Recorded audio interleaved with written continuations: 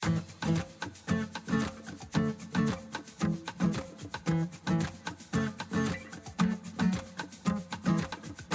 podcast is a quest for well-being, a quest for a meaningful life through the exploration of fundamental truth. Enlightening ideas, insights on physical, mental, and spiritual health. The inspiration is love. The aspiration is to awaken new ways of thinking that can lead us to a new way of being well. Welcome to Body, Mind, and Soul Healing Conversations.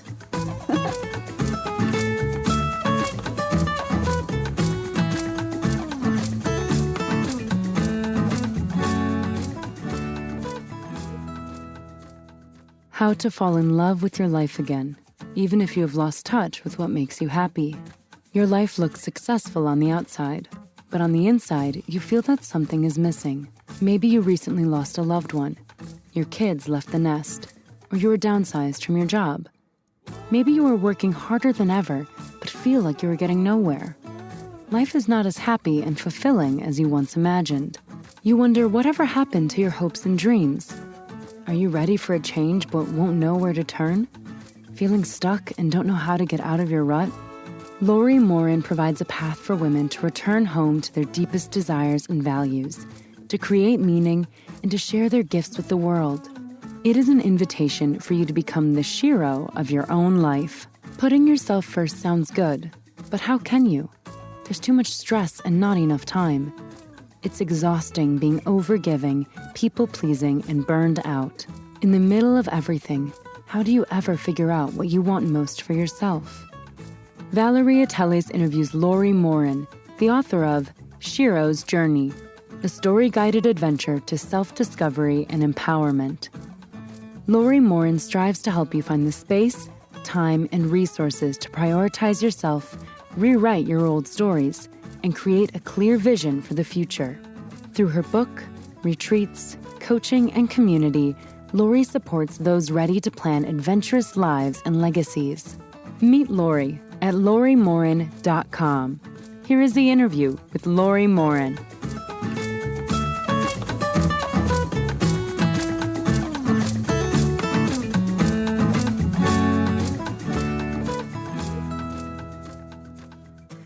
In your own words, who is Lori Morin? I've been thinking about this question quite a lot as I lead my own retreats, and I ask people who they are if they don't define themselves by their jobs or their relationships. I think it's so hard for us to just be who we are instead of what we do. So my answer for now is that Lori is an adventurous free spirit who enjoys traveling, learning about other cultures, and guiding people through their own journeys, both inner and outer journeys. Yeah. Is that what you call the purpose of your life? What are you doing today, or it's something different? A little bit different. I've come to the conclusion that, I used to define my purpose by what I did. And now I define it by who I am. And to me, it means in a continual state of learning, growing, and transformation.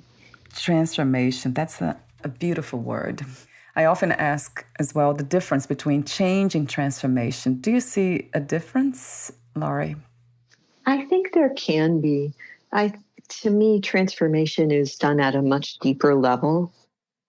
It's easy to change external circumstances. It's not so easy to change who we are inside.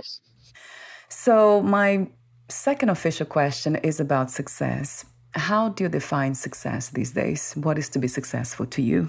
Well, to be successful to me is to be as present as I can in the moment and to experience everything that life has to offer.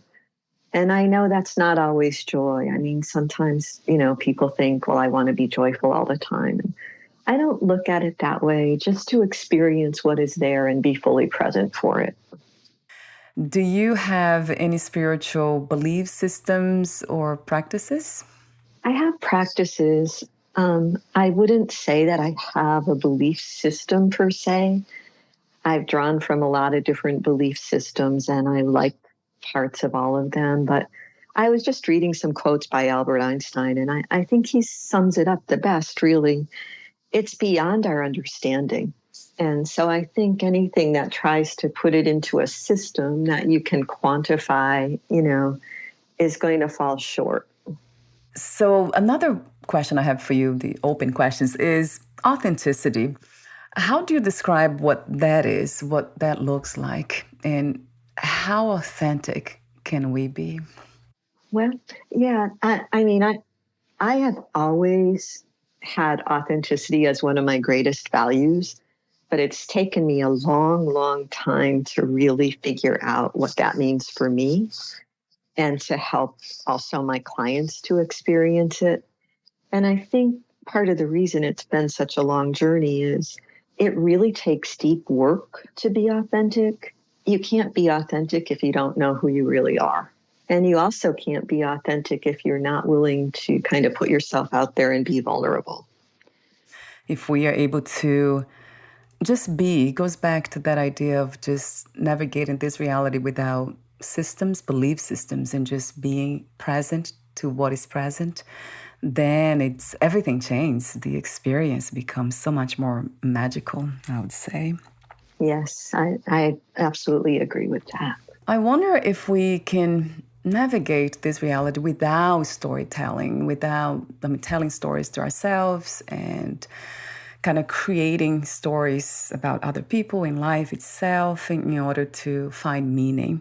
Because I know the power of stories, how they can connect us, but at the same time, they're very effective in separating us too. Yes, that is the great paradox, isn't it? Yeah, it is. So talk to me for a moment about that, Lori.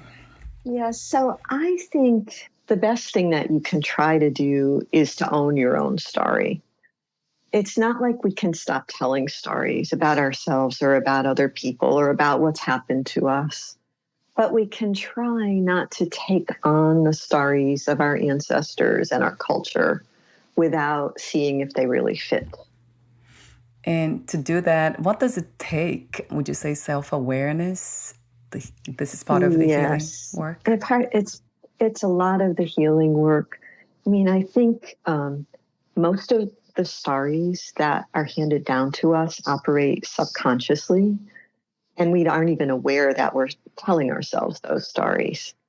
So first, there's this whole process of just uncovering what the stories are, where they came from, and then evaluating whether we believe them or not, or whether we believe in a different truth or a different story. And it's a lot of work and it takes a lot of time. It definitely does. And it sounds to me like a very courageous act, because that seems like to challenge the core beliefs, right, Lori, of who we think we are. I ask the question here, and I often wonder what drives us to do such a thing, to challenge our own foundation, our structure of identity. That's a question that I ask because I have no idea why I did it. I've been doing the work and I don't know exactly why.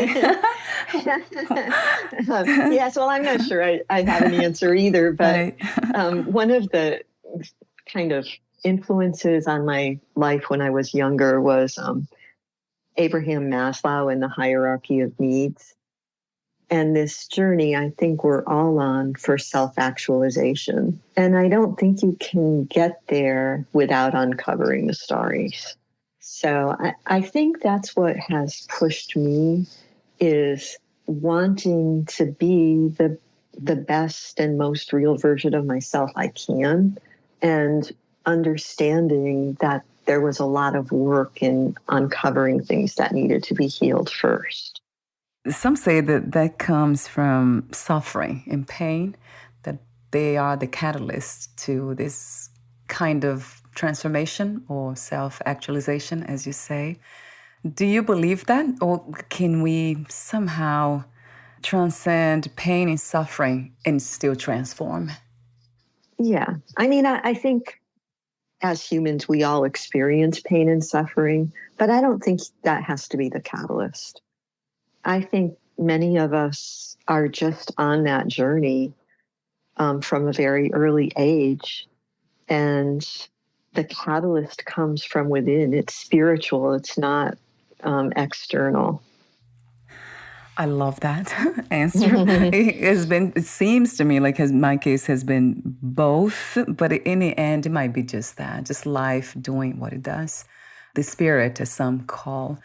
I really love the idea that we can move from understanding and knowledge to come from that place of perception or realization that this is already fulfillment, that to be in a human body, it's already the ultimate dream, the impossible that became possible. It always comes to me that way. Like, how is it possible to be now here talking to you and doing, it's just doesn't make sense to the mind, right? It's a great mystery. Yes, and want to be celebrated without too much of the thinking operating system of trying to explain everything, why this happens, the way it happens. Although when I think about a question that I often ask is that I'll be asking you in a moment, what do you love most about being a human body? I ask this question. When it comes to me, I think about talking about these things, about the impossible of being here, sharing moments through deep conversations. That's what it comes to me every time. What do I love most about being here? So talk to me about that kind of realization. Is that something that could happen to everyone at some point? Or some of us, will, from your perspective, will never experience that kind of joy, I would say, peace and joy? Well, I think it's possible for everybody. I think that life circumstances can make it easier for some than for others. You know, if you look at that hierarchy of needs, it's difficult if you don't have food and shelter to experience those transcendent moments. But there are people who do it, so it's certainly not impossible. So, yeah, I think my definition would be very similar to yours. You know, just the realization that being here is kind of miraculous and that we are all connected. That separation is a fallacy. So I have a few more questions for you. Let me ask you this one. What is true power to you, Laurie? True power. The first word that came to my mind was autonomy over self, because I don't believe in power over others at all. The power to be and the power to transform are probably the things that I would relate to the most. How do we learn to listen to the voice of intuition? And how is it different from the voice of our own belief systems and wounds? And I can go on with the list right. of voices. Absolutely. Yeah, I don't think it's easy. And, you know, sometimes I still have difficulty knowing, is that my intuition or is that just some subconscious theme playing in my mind? Right. But one thing I've learned is it takes practice, which is why, you know, I do things like meditation, and I like to use oracle cards because I feel like they connect you. Visual representation connects you to your intuition better than words does. Yeah. Wow. Oh, yeah, because intuition a lot of times doesn't use language. So you're saying that by visual themes, then it's and that makes so much sense. That is so interesting. That seems like I lost touch with them. It seems to me by listening to you now, it just came to me that I use language a lot. Yes. Well, I mean, it is the way that we communicate with other people. But the reason I like stories is because they're a language that also is visual. Because when you read or you listen to a story, you immediately get images in your mind. Talk to me for a moment about the misconceptions about healing that we have. What are some of them that come to mind, Laurie?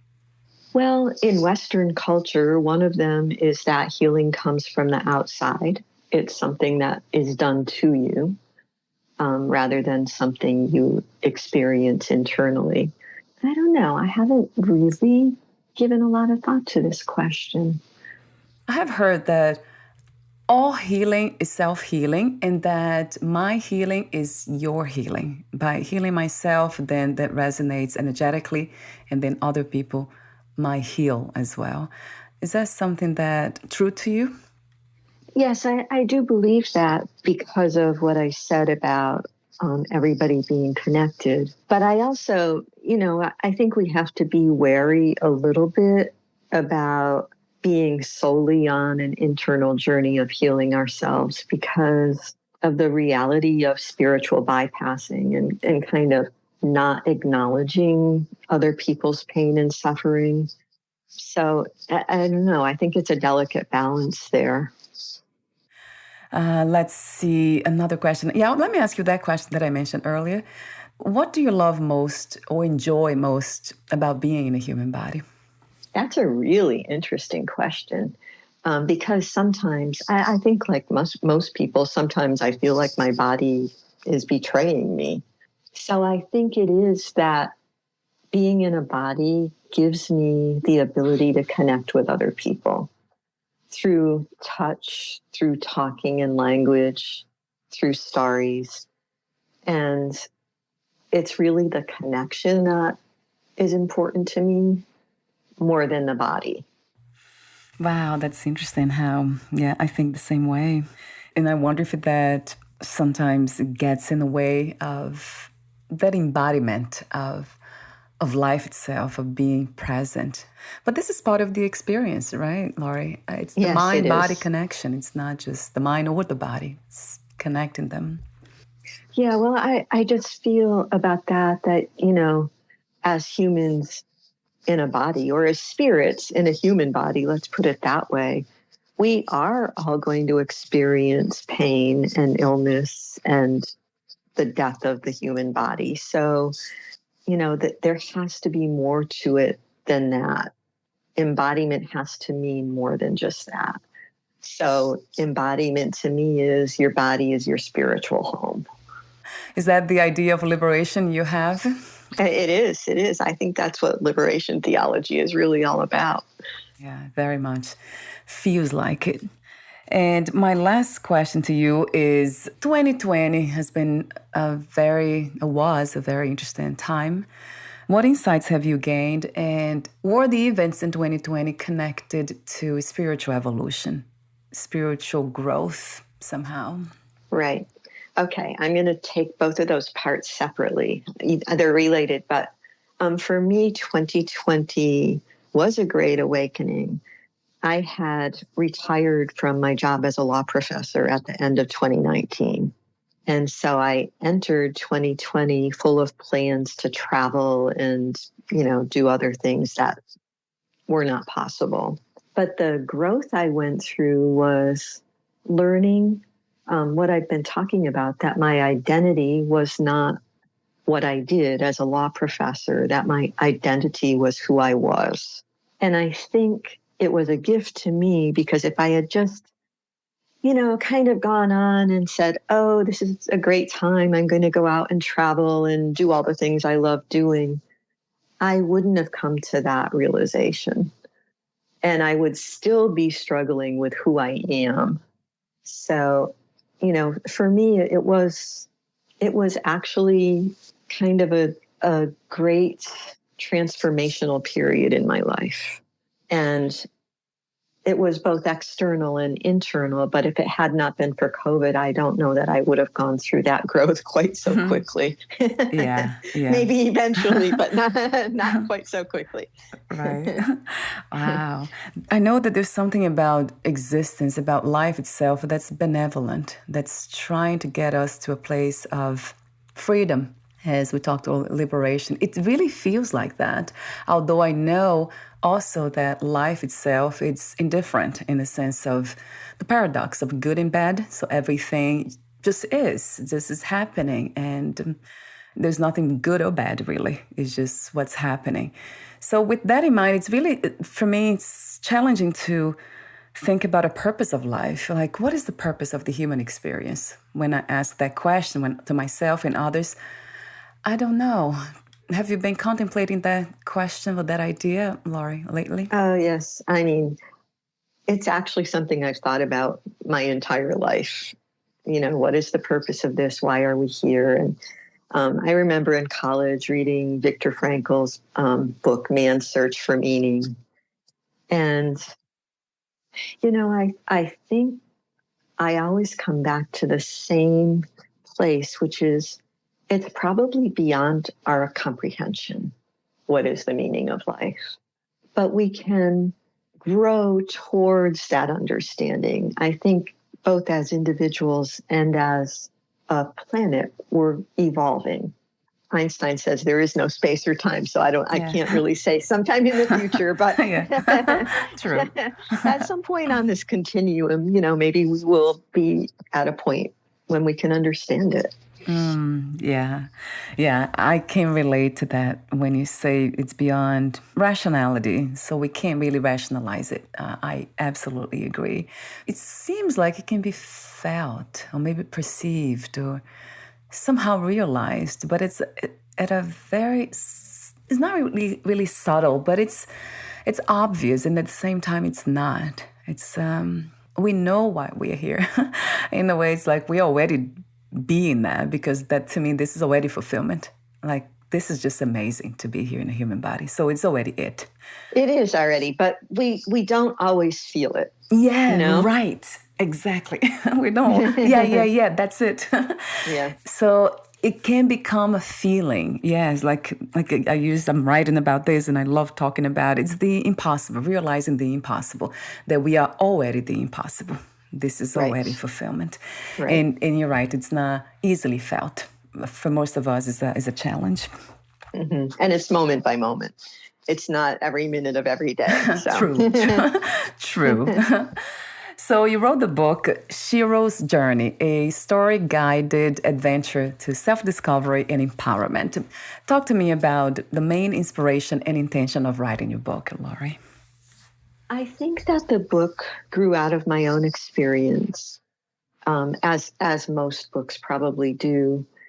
And I had been on my own journey and had been healing a lot of the stories that I'd been told in my childhood and by my culture as a woman growing up in the 1950s about what women were supposed to do and not do and be and not be.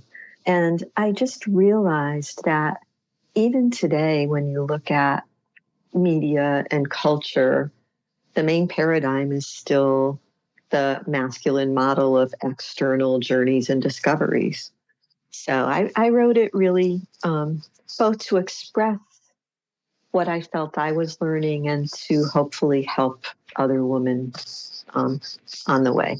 There's something that I read in your book. You said it should be clear by now that you don't have to be a woman to be a Shiro. You can be a male or a female. So talk to me about the Shiro archetype. It's interesting. I didn't know that word. It is a relatively new word in usage in our country. I don't know about other places.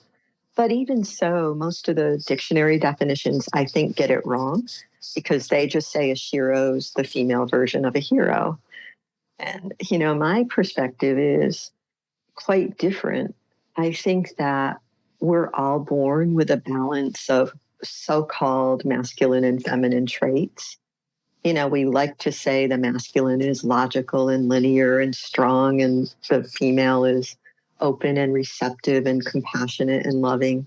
Well, we all have those qualities. They're inherent in us as human beings. So what's been kind of the problem with at least Western culture is they overly glorify that male aspect of power and success, and they undervalue the feminine aspects of love and nurturing. And our whole society is structured around that dichotomy. So my message is both genders and people who are non-binary and don't identify with either gender need to embrace fully all the qualities that they have within them. Did this happen before? Societies, ancient societies, civilizations that were balanced, they were in harmony with the feminine and masculine energies. I have not actually read of any. There's been matriarchal societies and patriarchal societies, but I'm not an expert on it, but I've read a lot, and I just haven't seen any societies that have fully integrated the two. Oh, wow. So it might not have ever happened before. So, wow, what about if it happens now? Right? What if it did? It might be happening. How exciting. If that would be the case. So you are a coach, retreat leader, guiding adventures, lives, and legacies. I love that, the way you phrase it. What it's like to work with you, and talk to me about the retreats. I have seen some of the images, the information on your website, and I felt like being there already.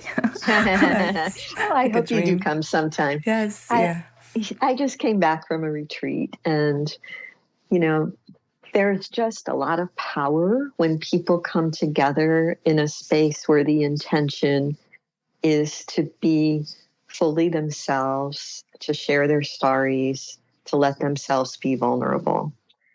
And, I do a lot of activities structured around the book, but really what's most important about it is the opportunity to reflect and go deep and connect. When I looked at it, the images and reading about it, it just felt like almost like a piece of paradise. It was. We had a lot of fun. I'll tell you one of the things we did just as an example of, this was one of the fun activities, but I had everybody bring a costume to dress up as their favorite Shiro, cultural icon or real person, living or dead. And we had everybody from Lucille Ball to Tippi Longstocking. You're not from this country. That may not resonate with you, but and somehow there's something about wearing a costume that frees you up to be more real. It's very interesting. Right. And I wonder why is that we need, it's a need, something that must happen in order for us to feel comfortable. We need to cover what is not in order to reveal what it is.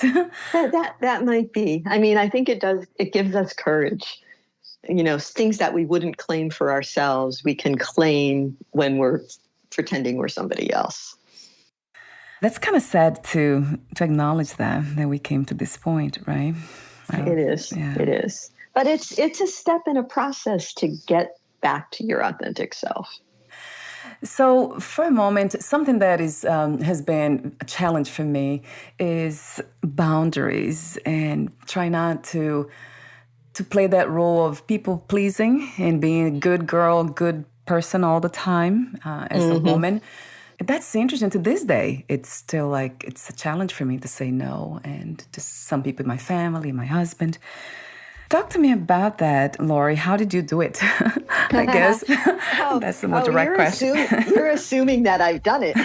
Yes, I do. You sound like it. Yeah. No, it's definitely a process. I mean, those are cultural expectations, and they're a part of the dichotomy of growing up in a patriarchal society. That is what women are expected to do. And it's hard for us to change because when we do change, we may disappoint others. We may feel guilt. So, believe me, I'm still nowhere near the end of that process of healing. I think the first step is just acknowledging and recognizing that that's what you're doing, and, seeing the patterns. And then you have to change it one relationship at a time. It's easiest to start with people who aren't so important to you. So to put boundaries on expectations of your social group or things that don't really cut to the core. It's really hard and challenging when it comes to your family. And I'm in the midst of some issues with my mother over aging. And so things that I thought have healed are coming to the surface again. And that's part of the healing process, isn't it? Is the exposure of what has been there hiding and operating subconsciously. Another question I have for you is about exploring our unique gifts and talents. How do we know, what are the signs when we are finally expressing them and living from those places? Well, I think the best sign is that you're in flow. You know, your whole being knows when you're doing what you're meant to do. And you know when you're not, too. Yes. Yes, it's so true. The things that we ignore that a lot of times, or we try to, right, to kind of bypass those signs, and especially when we are not being authentic, not being ourselves. And that goes back to the idea of compromising, trying to fit in and please others so we don't lose them. I think that's partly it. And I think it's also partly not being clear on our own values and what our definition of success is. For example, most people in this culture work too hard, too many hours without benefit to themselves. And they do it because that's what it takes to be successful externally in our professional world. So until you look at yourself and you say, well, is that really my definition of success? You almost have to do it. I love the chapter 4 in your book is your life is a dance of separation and identification. I usually use that word. I love the word dance. It's definitely a dance, this movement. And yes, hopefully a graceful one. If we can go deeper into healing, that might be possible. In that chapter, you say, I have something here that caught my attention. You write, when they separate from the feminine, young women go in search of a new identity to adopt. As you cycle through the stages of your life, you may find yourself identifying with or resisting one or more of these masculine and feminine archetypes. Even if they were not present in your own family, they are a part of a collective consciousness and have made an impact on our psyches. So true. Would you like to make a comment, elaborate on that, Laura, some more? Well, I just believe that none of us are born in a vacuum. So we try to learn and emulate the people who are important in our lives. And so, for example, if our mother, my mother stayed at home and my father went out into the workspace, when I decided I didn't want to just stay at home and I never wanted to depend on somebody else for money, the only role model I had to look to was my father. So I decided to be like him. And I think it is a dance until you realize that opposites are really just the same energy. It's a spectrum and they're the same energy. And somehow you have to break out of that vibration altogether to be who you really are. Oh, wow. Wow, that sounds inviting. Very much. No longer a dance? Wow. That's how I dance with yourself.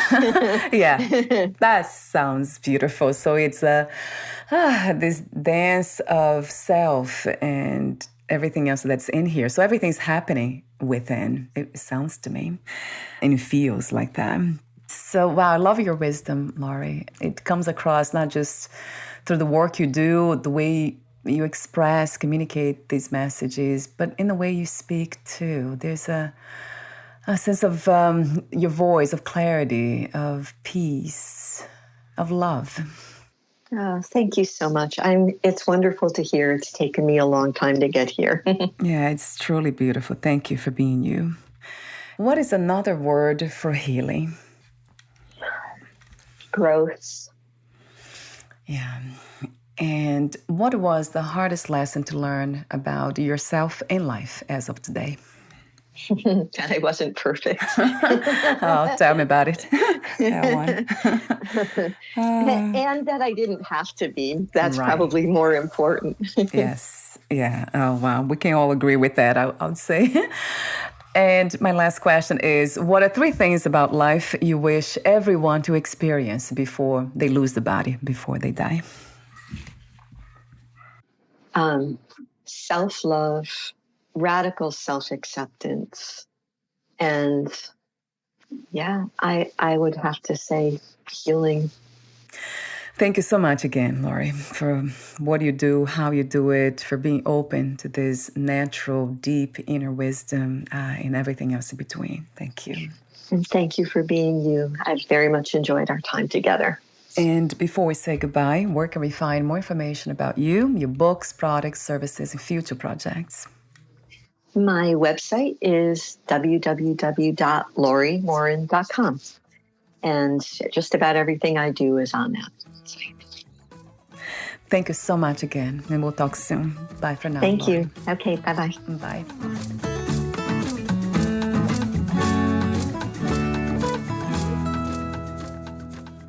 Thank you for listening. To learn more about Lori Morin and her work, please visit LoriMorin.com.